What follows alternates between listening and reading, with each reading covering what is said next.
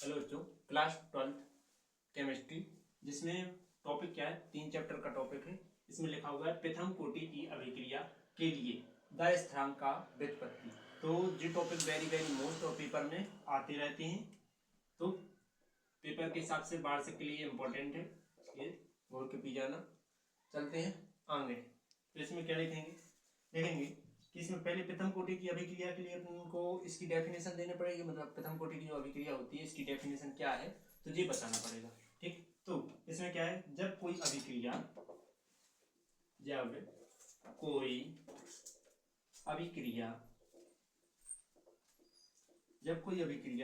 करती है, बैठ जाओ बच्चों।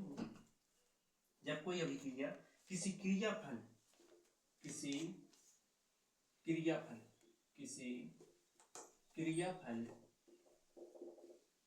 क्रियाफल कह लो या इसको उत्पाद भी कह सकते हो। ठीक, तो क्रियाफल या उत्पाद की प्रथम नहीं, क्रियाफल नहीं सॉरी, कारक है, क्रिया कारक के उत्पाद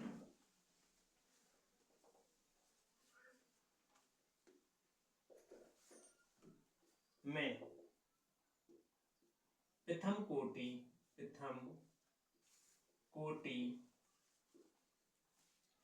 की अभिक्रिया के समानुपाती होती है। प्रथम कोटि की अभिक्रिया के समानुपाती होती है।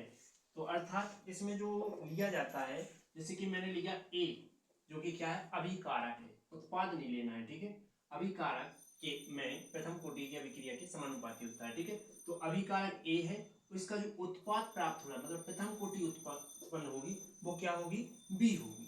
ठीक, जिसमें हम देखते हैं कि कुछ क्षण में, मतलब कि कुछ सेकंड में, 1-2 सेकंड में कितना घटना घट जाएगी। जैसे ए का जो वेग होगा क्या हो जाएगा, प्रारंभिक में ए हो जाएगा, मतलब कि जो गति करेगा तो प्रारंभिक वेग ए हो जाएगा, लेकिन बी का लास्ट तक तो वो जा नहीं पाएगा, क्योंकि अभी कुछ क्षण ही स्टार्ट हुआ है, तो वो 0 जो कि t समय में, लेकिन कुछ समय तो लगा है, सो 1-2 सेकंड। ठीक है, अब लेते हैं हम कुछ मिनट, जैसे 1-2 मिनट लिया तो क्या हो जाएगा, a से माइनस x, मतलब कि जो दूरी तय कर रहा हो तो कितनी दूरी तक गाओ, x तक गाओ। ठीक है, मतलब कि यहाँ जो दूरी है, यहाँ पर उनको पता नहीं है, इसलिए से a में से अपन ने घटा ली, लेकिन यहाँ टोटल गाओ तो कितना पता पड़ेगा, x। वो भी क्या हुआ, समय तो हमेशा t से ही देखा जाता है, तो समय t पर, राइट। इसके बाद क्या कहेंगे, इसके बाद हम ये मिटा रहे ऊपर,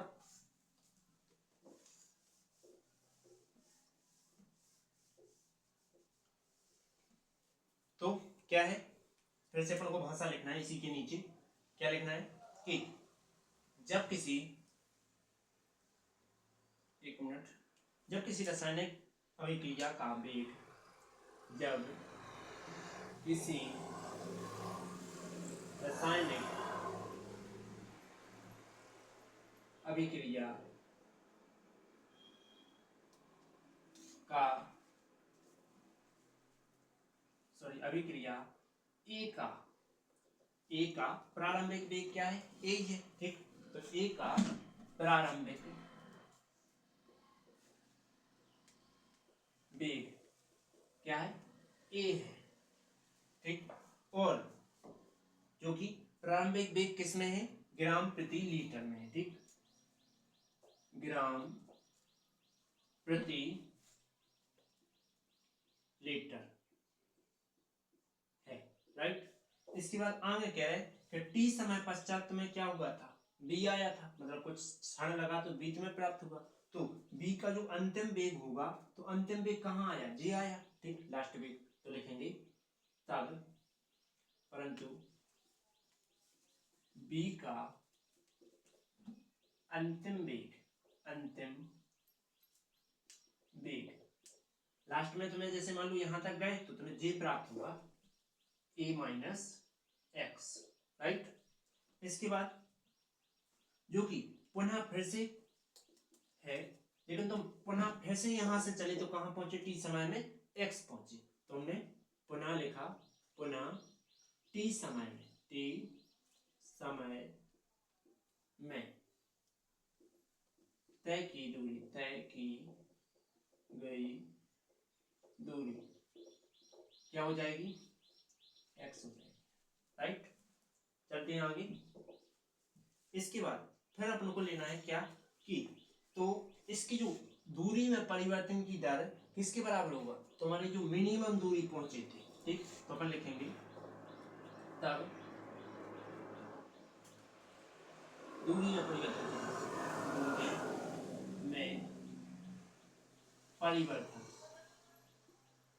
की दर समानुपाती होगी किसके, a माइनस एक्स की।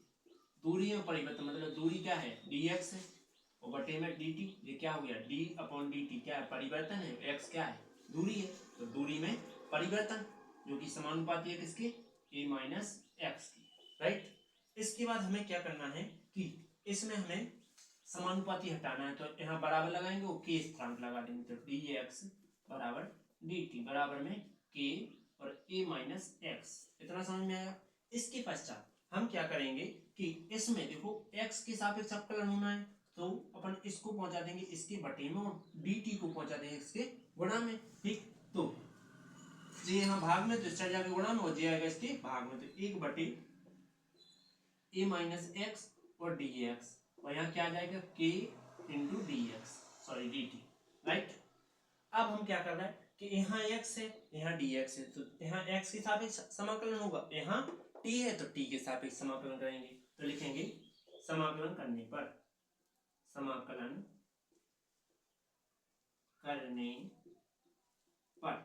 जब तुम समाकलन करोगे तो क्या परिवर्तन होगा, देखो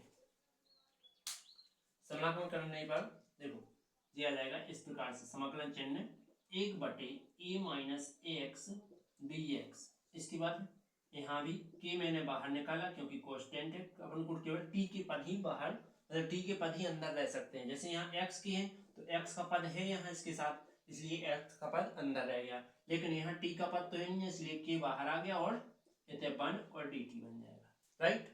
इसके बाद फिर क्या करेंगे, इसमें आप समाकलन समझो, तो हम इसको मानना कुछ टाइम के लिए t, ठीक। हम क्या कर रहे हैं, जो तब हटा रहे तब इतने लिख रहे हैं, तो a माइनस एक्स को क्या माना, t माना, a माइनस एक्स बराबर हम t नहीं भी माने ले रहे क्योंकि t पहले से मौजूद है, इसलिए अपन को कंफ्यूजन होगी। अब कर रहे अवकलन किसके सापेक्ष, x के सापेक्ष, तो x के सापेक्ष अवकलन करने पर, जब अवकलन करेंगे तो इसका अवकलन होगा, तो d अपॉन dx, इसका यहाँ ये है minus d upon dx x बराबर में क्या आ गया dv बटे dx, राइट।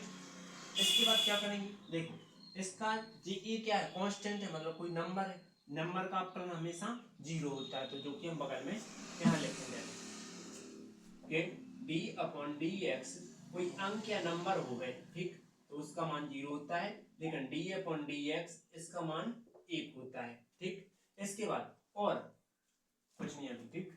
आगे क्या करेंगे, इसका मान रखेंगे तो जी 0 आएगा, माइनस इसका मान 1 होता है बराबर में dv बटे dx, राइट। इसके बाद जो x चला जाएगा यहाँ, क्योंकि 0 में 1 घटेगा तो माइनस का 1 ही आना है, और dx आ जाएगा इसका गुणा में, तो dx बराबर में क्या आ जाएगा dv, राइट। इसके बाद जो -1 है जो इस साइड पहुंचा रहा है, तो dv बराबर सॉरी dx बराबर क्या आ जाएगा, जो माइनस इस साइड आ जाए तो माइनस को dv, राइट। इतना समझ में आया।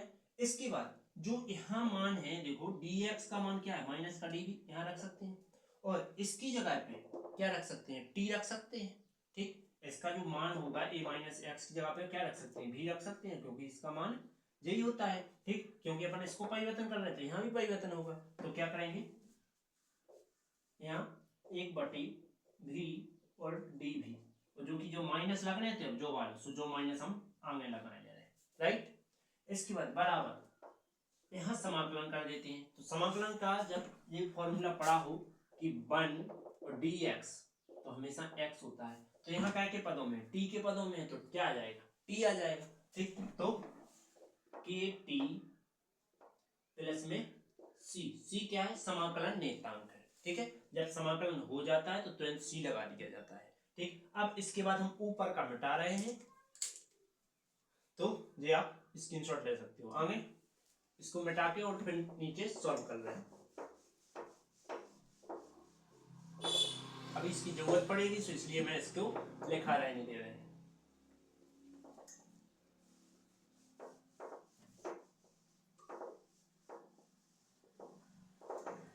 आगे क्या, इस स्टेप को मैं ऊपर ले रहा हूं। तो हमने एक सूत्र पढ़ा है, फॉर्मूला पढ़ा है। कौन सा फॉर्मूला? कि यदि इंटीग्रेशन मतलब समाकलन 1/x हो गए और dx हो गए तो इसका फॉर्मूला होता है log x। ठीक, log x। तो इसमें जो 1/v लिखा है तो हम उसकी जगह log v लिख सकते हैं। ठीक, तो माइनस चिन्ह जो को तो log v होते ई लगा के चलेंगे। ठीक, बराबर क्या आ गया? kt प्लस सी, kt प्लस सी, राइट। इसके पश्चात फिर क्या करेंगे? v का वापस मान रख दो। तो v का क्या करना है? यहां से जो v का मान क्या है ये तो रख देंगे, तो माइनस का log v का मान क्या है? a minus x, a minus x, और ई लगा लेंगे बराबर में kt प्लस सी। ठीक, अब क्या किया जाए? यदि अभिक्रिया क्या, अब मान लो जो प्राप्त हुआ तुम्हारा, तो अभिक्रिया तुमने शुरुआत करी थी तो शुरुआत में तुम्हारा जो के जो सी टी है तो कहा तो जीरो है तो, ठीक, और जो ए है तो वो भी कहा तो जीरो है तो अपन का मानना है कि यदि अभिक्रिया काय में हो गए? प्रारंभ में। जब अभिक्रिया प्रारंभ में थी तो समय क्या था? जीरो था। ठीक, और ए का मान भी क्या था? जीरो था। दोनों मान रखे दे रहे हैं, तो दोनों मान रखने पर दोनों मान रखने पर कौन कौन से? जे और जे मान कहाँ रख रहे हैं? इसमें रख रहे हैं। ठीक, सॉरी ए की जगह में नहीं, यहाँ रख रहा हूँ एक्स का मान जीरो। क्यों? क्योंकि दूरी अपन कुछ चले ही नहीं थी, एक्स का मान जीरो होगा। ठीक, अब चलते हैं आगे। तो क्या करेंगे? देखो इसमें मान रख देंगे ये दोनों, क्या रखेंगे कि माइनस लॉग ई, और ए की जगह ए तो जो को तो है, और जो एक्स की जगह पे क्या होगा? जीरो, तो माइनस जीरो बराबर के टी का मान जीरो प्लस में सी, राइट।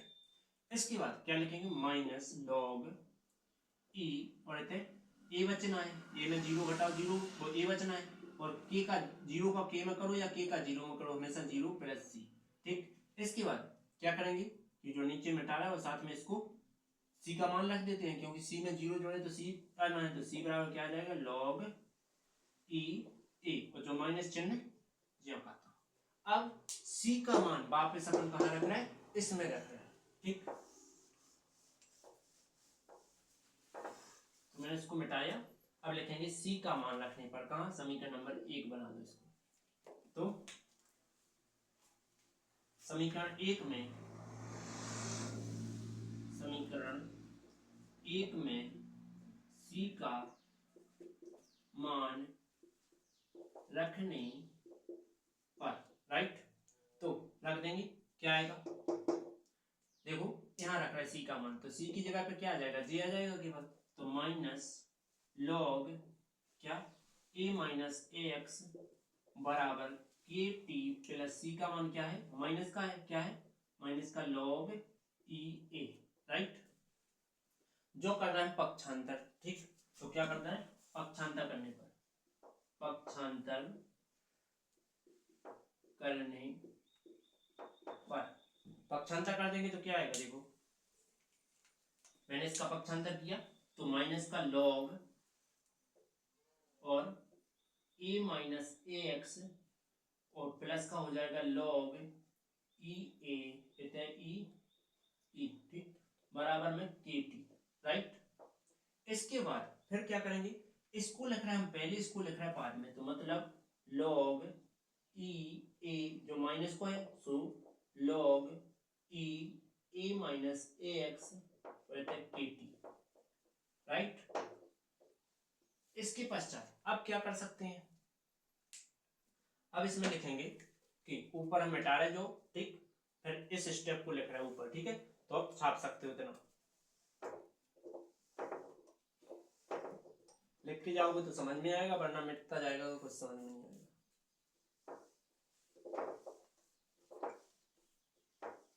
चलो इतना ही बहुत है। इस स्टेप को मैं ऊपर लिख रहा हूं, तो पहले नंबर में एक फॉर्मूला लिख रहा हूं। फॉर्मूला क्या है अपने पास कि यदि log m minus log n हो गए तो हमेशा क्या आ जाता, log m बटे n आ जाता। ठीक, तो m को काम कौन कर रहा है, a कर रहा है, n का काम जी a माइनस x कर रहा है, जो कि उसके अनुसार भाग में चले जाएंगे। तो क्या लिखेंगे, kt इस साइड लिख रहा है, इस साइड लिख रहा है log क्या m का मान क्या है a है, तो a बटे n का मान a माइनस एक्स, तो a माइनस एक्स। इतना समझ में आया, सब माइनस माइनस सब गायब हो गए। ठीक, तो ये तुम्हारी क्या है, प्रथम कोटि की अभिक्रिया है। ठीक है,